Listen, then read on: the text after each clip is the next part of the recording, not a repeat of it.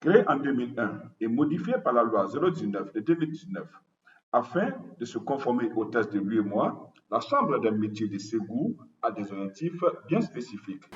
Et elle sert d'interface, comme je l'ai dit, entre l'État et l'ensemble du secteur. Et elle a comme mission essentielle de répertorier l'ensemble des artisans de la région et de les immatriculer. Deuxièmement, c'est d'organiser, suivre et évaluer la formation professionnelle et l'apprentissage dans les secteurs au niveau de la région.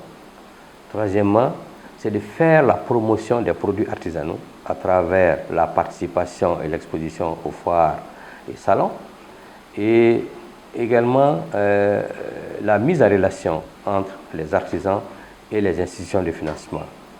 Et tout dernièrement, avec le code harmonisé de l'UEMOA, également, c'est de créer un environnement où les artisans sont sécurisés et puis ils ont au moins sont sécurisés et leur assurance maladie est garantie. Ce sont des artisans dans différents secteurs d'activité. On a environ plus de 5000 artisans répertoriés au niveau de la région. En fait, le secteur de l'artisanat est divisé en 8 branches. En 8 branches. D'abord, il y a la branche transformation agroalimentaire et petite restauration. Il y a la branche transformation des métaux, la branche bois ameublement, il y a la branche hygiène soins corporels, la branche bâtiment et connexes, la branche disons hygiène cure peau habillement et cure et textile, il y a audiovisuel communication et il y a art divers. Mais toutes ces branches là, il y a environ à peu près 600 métiers. Mais particulièrement à Ségou, il y a à peu près 200 métiers qui sont exercés dans la région de Ségou. Ces artisans font face à des difficultés. Et les difficultés, il y en a beaucoup. Mais moi, je les classe en 2 catégories. La première catégorie, ça c'est d'ordre organisationnel et structurel. Au niveau de la Chambre, il y a, disons, une insuffisance de personnel qualifié. Parce que nous sommes des élus. Normalement, on est soutenu par des techniciens. Et ces techniciens, on en a, mais pas suffisamment. Et ce qu'on a également, on a besoin de qualifications plus qualifiées. Deuxième difficulté sur ce plan, c'est les ressources financières. Et normalement, on doit faire la mobilisation des ressources, mais comme vous voyez, les temps sont tellement durs que les ressources se font rares. Et auparavant, à la création, on recevait une subvention de l'État. Mais malheureusement, depuis 2012 jusqu'à présent, en tout cas au niveau des régions, les chambres n'ont pas de subvention. Et donc, voilà la deuxième difficulté. Il faut faire la mobilisation des ressources. Il y a les personnels peu qualifiés. Donc ça, c'est des difficultés qu'on est confronté. Ces difficultés qui ont des impacts négatifs sur la production de ces artisans. Bien sûr, bien sûr. Auparavant, il y avait le soutien des partenaires techniques et financiers. Il y avait des partenaires qui nous accompagnaient techniquement et financièrement. Mais dans ces derniers temps, les partenaires se font rares. Et donc, quand il n'y a pas ces partenaires-là, on ne peut pas offrir des services, non seulement de la formation, mais l'accompagnement envers les artisans également, ça pose problème. Et donc, c'est ce qui amène que aujourd'hui, ce secteur-là est confronté à d'énormes difficultés.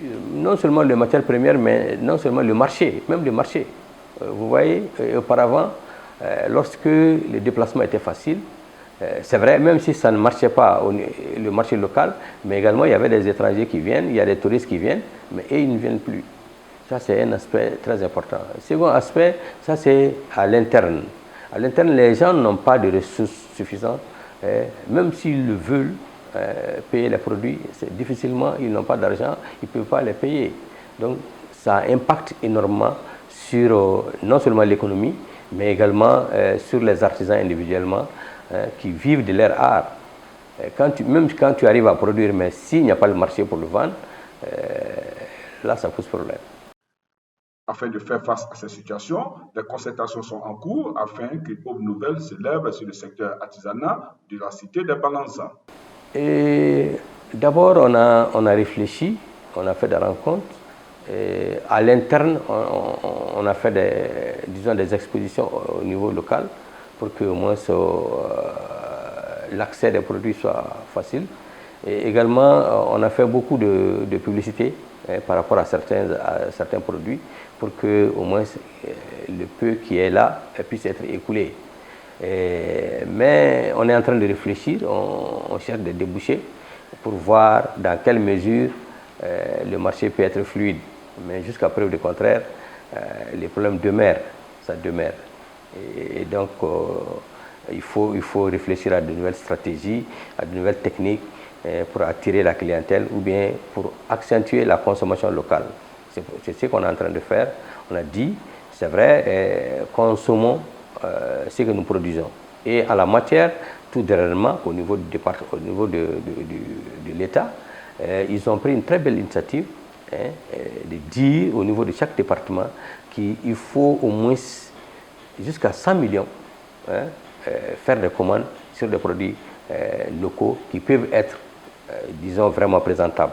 Et donc ça, vraiment, ça c'est une chose à saluer parce que ça, c'est des efforts consentis, mais il reste, nous, artisans, de s'organiser, de faire les renforcements des capacités pour que tout ce que nous produisons soit des produits de qualité et que ça soit représentatif, non seulement au niveau national, mais également au niveau international. Pour le président de la Chambre des métiers de Ségou, il est temps pour les artisans de se former afin de faire face aux défis qui s'imposent à eux. Et demander à tous les artisans que on ne peut pas se développer sans se former. On ne peut pas faire un beau travail sans les équipements nécessaires. Et donc c'est important. L'artisanat, c'est vraiment le soubassement du développement. Quand vous prenez les statistiques aujourd'hui, disons, on est les anciennes statistiques, on a dit que le secteur de l'artisanat, c'est à peu près 40% de la population active. Et la plupart de ces populations actives-là sont des jeunes. Et ce qui constitue l'avenir de la nation. Et donc, ça veut dire que c'est un secteur pourvoyeur d'emploi et qu'il s'agit qu'on s'y mette, qu'on accepte de se former, qu'on accepte d'avoir des équipements nécessaires pour qu'enfin, qu'on sorte des produits de qualité qui vont satisfaire la clientèle.